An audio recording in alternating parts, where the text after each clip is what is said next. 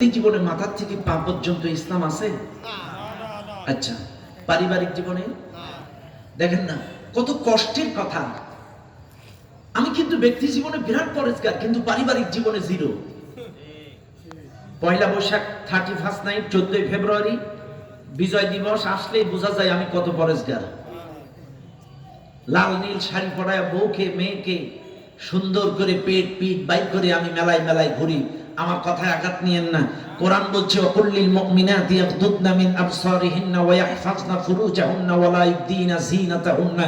নবী, তুমি মুমিনা নারীদেরকে বলে দাও তারা যেন চক্ষু নিম্নগামী করে, লজ্জাস্থানের হেফাজত করে, আর তাদের শরীরের সৌন্দর্য যেন দেখায় না বেড়ায়। শরীরের ভেতরে সুন্দর অংশ কোনটা? মুখ, বুক, পেট, পিঠ, এটা হচ্ছে শরীরের সুন্দর অংশ। এইবার আসেন, আল্লাহ বলছে দেখাইও না।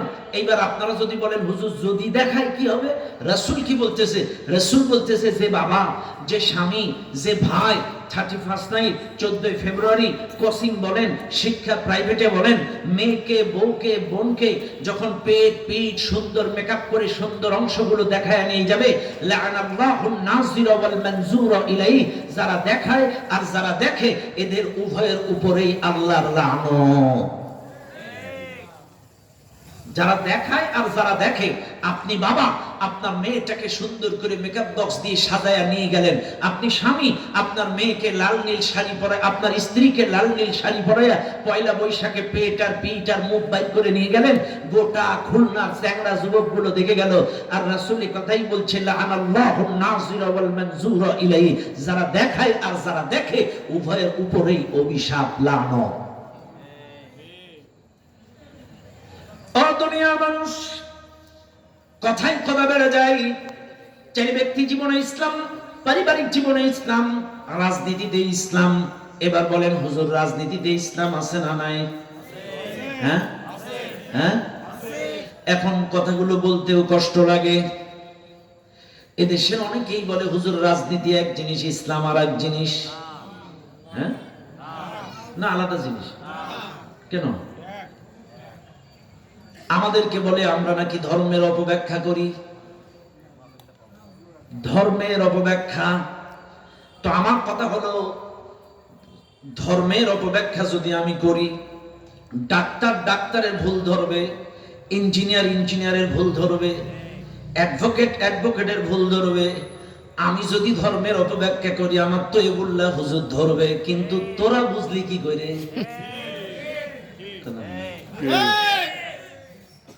আজ যদি ধর্মের অপব্যাখ্যা করি আর সভাপতি ধরবে, আলেমরা ধরবে।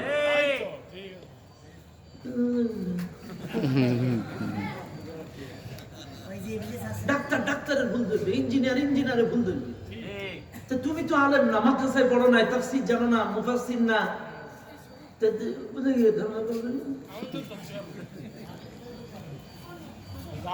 এক। 2 নম্বর, এবার আসেন রাজনীতি, ইসলামী রাজনীতি। ভাই আবারও বলছি, এটা নিরপেক্ষ দৃষ্টিকোণ থেকে কোরআন সুন্নাহর ভিত্তিতে বুঝবেন। পক্ষপাতিত্ব চিন্তা মাথায় থাকলে ওয়াজ আপনার মাথায় ঢুকবে না, মাথায় রাখেন। ভাই রাষ্ট্র চালানোর মূল নীতিকে রাজনীতি বলে, শ্রেষ্ঠ নীতিমালাকে রাজনীতি বলে। এখন বলেন এই পৃথিবীতে শ্রেষ্ঠ নীতিমালার নাম কি? কোরআন। সবাই বলেন কি? এই পৃথিবীর শ্রেষ্ঠ নীতিমালার নাম কি? এবার আসেন, আমার রাসূল মেরাজে গেলেন কতই? 52তম বৎসরে। খেয়াল করেন, 50তম বৎসরে শিয়াবে আবি তালিবের পাহাড়িয়া জেলখানা থেকে রাসূল মুক্ত হলো। কিছুদিন পরে তার চাচা আবু তালেব মারা গেল, তার কিছুদিন পরে বিবি খাদিজা মারা গেল। চতুর্মুখী জুলুম, কাফেররা রাসূলকে গলায় কাপড় দিয়ে টানলো, উটের পছানুড়ি ভরিবে চাপালো, সাহাবীদের উপরে নির্যাতন, চতুর্মুখী মানসিক টেনশনে রাসূলের মন খুব ভার।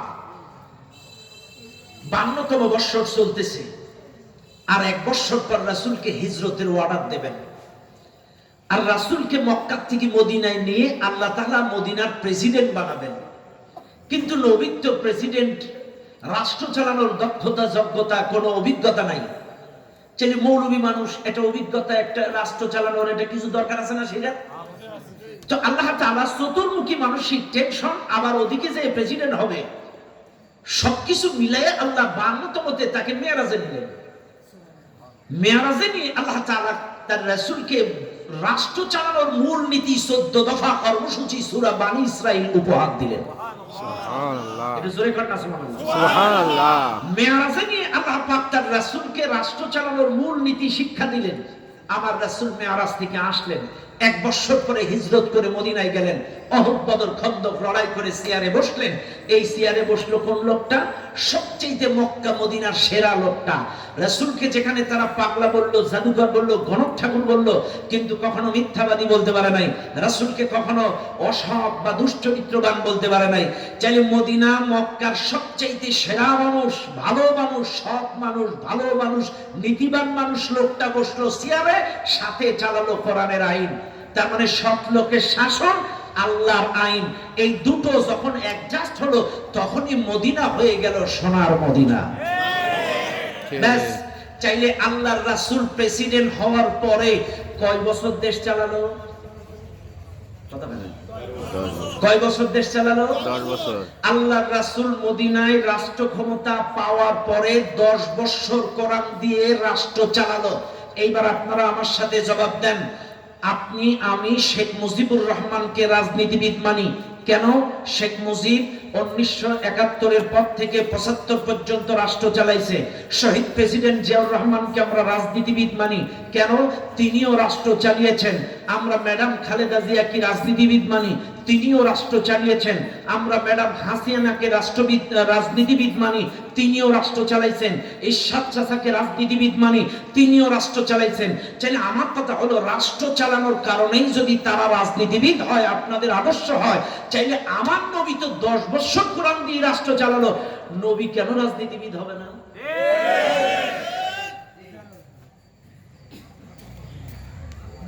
কত বুঝুন আপনারা? হেতেরা যদি রাষ্ট্র চালানোর কারণে রাজনীতিবিদ হয়, চাইলে আমার নবী 10 বছর রাষ্ট্র চালিয়ে কেন রাজনীতিবিদ হবে না? আর পৃথিবীর সবচেয়ে শ্রেষ্ঠ নীতিমালার নাম হলো আল কোরআনের নীতিমালা। আর এই নীতিমালা দিয়ে আমার রাসূল রাষ্ট্র চালিয়েছে। এবার বলেন, এই মাহফিলে নবীর উম্মত না কারা কারা হাত তোলেন? হ্যাঁ, সবাই উম্মত। আচ্ছা, তাহলে নবীর উম্মত যারা, তারা হাত তোলেন। আল্লাহু আকবার। হাত তামান। তাহলে আপনারা সবাই নবীর উম্মত। দলাদলি ব্যক্তিগত ব্যাপার। আমি কিন্তু আবারও বলছি, দলাদলি ব্যক্তিগত ব্যাপার। আমরা সবাই নবীর উম্মত। চাই নবী যদি 10 বছর কোরআন দিয়ে দেশ চালাইতে পারে, আমরা নবীর উম্মত হিসেবে এই বাংলাদেশ 5টা বছর চালাবো। রাজি আছেন না আপনারা? ইনশাআল্লাহ। হাত তুলে দেখান। আল্লাহু আকবার। বাস। আপনারা নবীর উম্মত দাবি করবেন, আর নবীর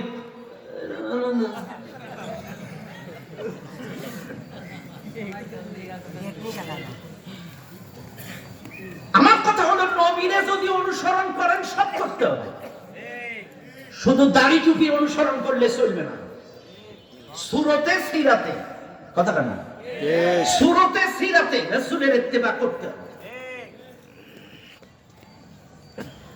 দুনিয়ার মানুষ, 3 নাম্বার প্রশ্ন, তোমার রাসূল সম্পর্কে প্রশ্ন করা হবে। এই রাসূল সম্পর্কে বলতে পারবে তারা এই পৃথিবীতে রাসূলের ইত্তেবা 100 অনুকরণ করেছিল যারা। মনে রাখবেন, শুধু সুরতে নয়, সিরাতেও ইত্তেবা করা লাগবে। সুরত মানে বাহ্যিক আকৃতি, অর্থাৎ দাড়িটা রাসূলের মতো, টুপিটা রাসূলের মতো, জুব্বাটা রাসূলের মতো, এটা হলো সুরত, বাহ্যিক আকৃতি। আর সিরাত হলো আদর্শ, সিরাত হলো তার জীবনী, সিরাত হলো তার রাস্তা, তার পথ। এখন আসেন সিরাতুন নবী সাল্লাল্লাহু আলাইহি ওয়াসাল্লাম। মনে রাখবেন, আল্লাহর নবীর আদর্শ, লাকাদ কানা লাকুম ফি রাসূলিল্লাহি উসওয়াতুন হাসানাহ, আল্লাহ বলেন অবশ্যই রাসূলুল্লাহর মধ্যেই রয়েছে তোমাদের জন্য উত্তম আদর্শ। তাই যদি হয় রাসূল আমার বিচারক হিসেবে আমার আদর্শ, রাসূল রাষ্ট্রনায়ক হিসেবে আমার আদর্শ, রাসূল রাসূল ব্যবসায়ী হিসেবে আমার আদর্শ, রাসূল স্বামী হিসেবে আদর্শ, রাসূল বাবা হিসেবে আদর্শ, রাসূল প্রতিবেশী হিসেবে আদর্শ, রাসূল মেহমান হিসেবে আদর্শ, রাসূল মেজবান হিসেবে আদর্শ, রাসূল এক কথায় মুসলমানের জন্য সব কিছুর আদর্শ।